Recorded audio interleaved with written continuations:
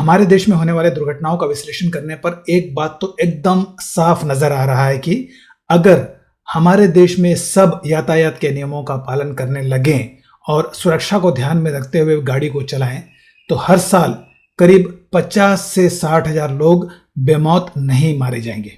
बस यह समझ लीजिए कि लोग यूं ही मारे जा रहे हैं।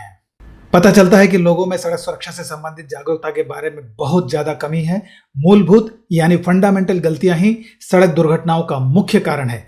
जिसे देखो अपनी मर्जी से गाड़ी चला रहा है, जैसे सड़क पर उनके अलावा कोई है ही नहीं। और इसके बाद अगर कोई दुर्घटना हो जाती है तो सबसे पहले लड़ने पर उतर आते हैं। दरअसल दुर्घटनाएं तो हमारे देश में सिर्फ 12% ही होती है, बाकी तो सब ड्राइवरों की गलतियां ही होती हैं। सड़क सुरक्षा के बारे में हर किसी को सीखना चाहिए, अपने आप को सड़क पर सुरक्षित रखने के लिए। सड़क दुर्घटनाओं में होने वाले मौतों में एक कारण बार बार उभर कर आता है और वह है ड्राइवरों का दो गाड़ियों के बीच से निकलकर जाना। वह चाहे दो चलती हुई गाड़ियां हो या फिर एक रुकी और एक चलती हुई। दो पहिया वाहनों में तो इस गलती को बार बार होते हुए देखा जा सकता है।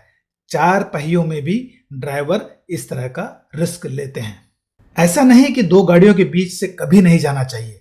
अगर रिस्क बिल्कुल ना हो तो जाने में कोई गलती नहीं है। सड़क पर गाड़ी चलाना एक जिम्मेदारी का काम है। हमें अपने आप को बचाते हुए और दूसरों की भी सुरक्षा का ध्यान रखते हुए गाड़ी चलाना चाहिए। इसे हम डिफेंसिव ड्राइविंग यानी सुरक्षात्मक ड्राइविंग कहते हैं। और इसके लिए हमें उन सब कार्यों को करने से बचना चाहिए जो आगे चलकर एक खतरे का कारण बन जाते हैं। और दो गाड़ियों के बीच में से जाना ऐसा ही एक कारण है। यह इसलिए नहीं करना चाहिए क्योंकि उन दोनों ड्राइवरों को यह मालूम ही नहीं होता है कि आप उनके बीच में से निकलकर जाने वाले हैं। तेज गति में यह सब इतनी जल्दी होता है कि उन दोनों ड्राइवरों को रिएक्ट करने का वक्त ही नहीं मिलता है। आपको यह जानना जरूरी है कि ड्राइविंग में किसी भी दो ड्राइवर के बीच आई कांटेक्ट यानी दोनों ड्राइवरों का आंख से आंख का कांटेक्ट होना चाहिए। यह सुरक्षित ड्राइविंग को निश्चित करता है, एक दूसरे को आश्वस्त भी करता है। जब आप पीछे की तरफ से आते हैं तो यह जरूरी नहीं कि आगे वाला ड्राइवर आपको मिरर में देख लेगा। इसलिए यह सिर्फ आपकी और सिर्फ आपकी ही जिम्मेदारी होती है कि आप खुद की और अगले ड्राइवर की सुरक्षा कैसे सुनिश्चित करें। दूसरा, आप जब गाड़ी के बीच में से निकलकर जाने का प्रयत्न करते हैं तो आपका अपना एक आकलन होता है, यह सोचकर कि आगे वाले दोनों गाड़ियों के ड्राइवर गाड़ी को ठीक उसी तरह चलाते रहेंगे, पर वास्तव में ऐसा होना जरूरी नहीं है। सड़क पर ऐसे कई कारण आ सकते हैं जिसके चलते आपके आगे के दोनों गाड़ियों को अपनी गति या दिशा या दोनों बदलने की जरूरत आ सकती है। एक सुरक्षित स्मार्ट ड्राइवर और एक डिफेंसिव ड्राइवर अपने आप को इन परिस्थितियों में डालता ही नहीं है।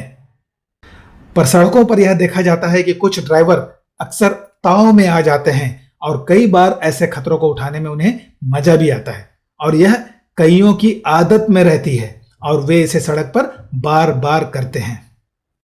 इससे पहले भी हम आपको एक बार बता चुके हैं कि हमारे ड्राइवरों को स्टीयरिंग या हैंडल घुमाकर ही गाड़ी निकालना ज्यादा अच्छा लगता है। एक्सेलरेटर और ब्रेक से कंट्रोल कम ही लोग करते हैं।